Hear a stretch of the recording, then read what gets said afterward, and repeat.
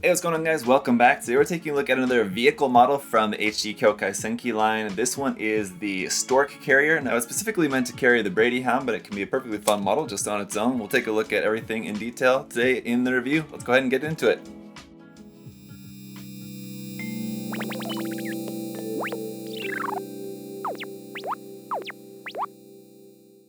The box art here features the Stork Carrier right front and center, as well as a few more there in the background carrying some more of the Brady Hound units, as well as the custom unit, which you can see up there at the top, which is a separate HG release, as well as the regular Brady Hound unit, which we took a look at in the previous review and will come up again in this review as we're going to use it in conjunction here with the Stork Carrier. But again, really nice detailing and weathering here on the artwork here for the box. Just like with the armored carrier truck, we don't have a number on this box, so it's not numbered in the standard line of HG kits from the series. But on the top of the box, we have a look at the series lineup, some other HG kits available, and then an introduction to the story over here. On the bottom of the box, a look at what the kit is going to look like when it's all painted up, and you got some information there in Japanese and in English as well. Over here, some more detailed images of how it looks with some articulation. I mean, it's just an aircraft, but there is going to be a little bit of articulation and some different details and everything that are built into this. Included with this kit, you do also get some option parts here for the MAILeS Jogan. If you happen to have that kit, you got some new parts there for that one as well. So with this being a pretty large vehicle, I'm guessing that a lot of these parts here for this kit are going to be on the larger side, and that's why we got a pretty big box for this one. And also nice to see included that we have an action base for that, so you'll be able to have it posed in a flying position. On the front of the manual, there is our box art once again, and then down here we've got some information about the vehicle and affiliation, and some nice illustrations of the aircraft. On the back side, some more images of it carrying the Brady Hound or without the Brady Hound, and then you got some different images there showing the weapons and everything. And once again, the new option parts you have for the Jogan that are included. We've got the color guide down here at the bottom. That's there for you guys in Japanese and in English, and it does include a color guide for the Jogan parts there as well. On the inside, we've got our parts list there, and then all of the construction of the kit, with the last couple pages being in color, how to swap out option parts if you want to have it with the landing gear or without, and then how to attach the Brady Hound onto the bottom of there as well.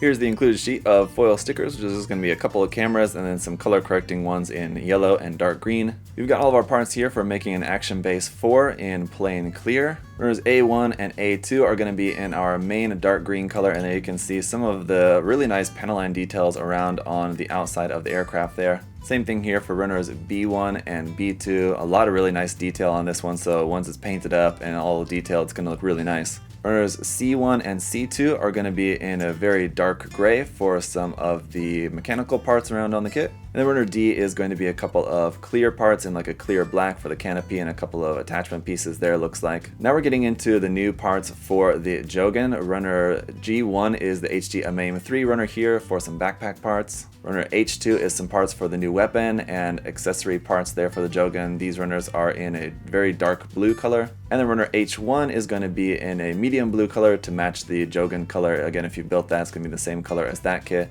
Parts there for the new hand, and then the shield shoulder parts. So here is the carrier all built up with the landing gear. We'll take a look at how you can remove the landing gear and have it looking like it's flying in just a minute with the included action base, which is great. The kit on its own, I mean, it's nothing really. I mean, it's just a very basic aircraft. It's kind of like with the truck. It's got a lot of nice detail there, but it's really kind of best used as an accessory to go along with a different kit, in this case with the Brady Hound specifically, and we'll take a look at that in this review as well. But either way, it's a cool design, and like I said, it's got a lot of really nice detail on there, so I think it's going to be one that, especially if you're a kind of person who has experience painting aircraft, you can definitely have a lot of fun with this kit. But let's go ahead and take a closer look. So first off, you guys will notice that the stickers make it a little bit two-tone green. The main color is a little bit lighter than these stickers, which are placed along the leading edge of the wing there, are in a darker green. And the same thing at the back, that's a sticker that wraps around there for that darker green edge. It's pretty easy to just pop the canopy off, then you got your pilot's chair right there, but unfortunately no pilot figure included with this. That's just a shame. And for the Gatling gun here in the front, you can adjust the angle of that up and down like so. And then while we're here, we'll take a look. Here is the landing gear. You can just go ahead and pop that off, and it's just a simple hatch that you place on there in its place. And it's the same thing for the back landing gear here. You can just pop those off pretty easily. The hatches that go here to cover these sections though are kind of loose. I would definitely recommend gluing them if you're planning on just keeping it like that, because as you can see, they fall out very easily. And I just want to give you guys a little hint. When you have cases like this where a little piece is not wanting to stay in, one thing that you can do is just sort of I just use a knife and just cut like that, just a little bit on like the corners, or if it's a round piece, you know, just if it was a peg or something, you know, you don't want to cut all the way through it, but just like cut the corners a little bit like that, just so you're basically just roughing up the corners, and that will give it more tension to stay in place. And then when you put it in, it should feel tighter right away. And then no more falling out piece. And when you are carrying a Brady Hound, you'll replace these parts with a little bit different shaped one to make it look like it's sort of like clasped onto the shoulders, even though this like functionally doesn't work like that. It's just meant to look like that's how it's holding on to the kit. But for actually holding on to the kit, you'll need to use this adapter piece, which will connect onto the backpack of the Brady Hound, and that will plug up into here to help hold them together. Or if you're just planning on just having the aircraft by itself flying in the sky, you can use this adapter piece, which will just plug straight onto the action base adapter. So that just plugs onto the bottom like that, and you can put it right on top of an action base like so. As for other movement of the kit, you can rotate the jet engines here. You can also adjust this part here out the back, angle that up and down. These little vents here as well, you can rotate the angle of those pretty much any direction that you want. And then the side right there, this little hatch opens up. It's kind of hard to get to though, but it's also kind of loose, so you can kind of just tilt the plane like that and just knock it out. And there's a little rocket missile in there that you can have it looking like that's shooting that missile there. Otherwise that just kind of stays closed like that.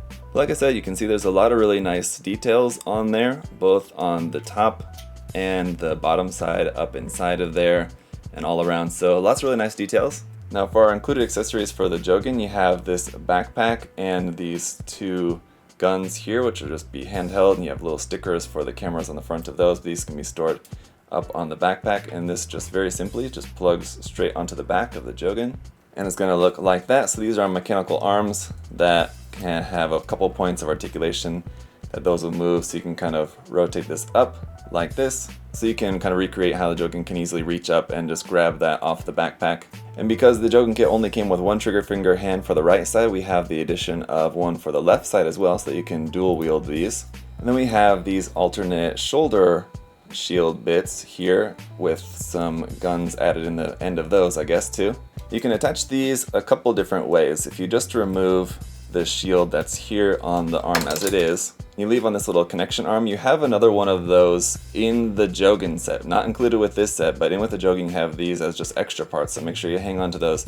And if you plug that onto the side of there, that'll give you more range of motion, more articulation there, where alternatively, with this carrier kit we get a set of just these simple ball joints, so you can use those instead if you prefer. Pops into the side of the shoulder there like that, and then that will attach onto there straight. So you'll have less range of articulation, but it's kind of more flush against the shoulder if that's what you prefer, or if you like it to look more like that. So you've got some options there. So alright guys, with that we can hook up the Brady Hound on there and see how that looks flying. It does look very cool, as I basically consider this as somewhat of an accessory to the Brady Hound. But that said, the Brady Hound is such a fun kit on its own, it does kind of feel like a bit of a waste to just have it just kind of stuck on the bottom of an aircraft. But it could make for a cool diorama or something if you wanted to just make some sort of scene with that, or with a few of them flying and like maybe one of them dropping the Brady Hound or something.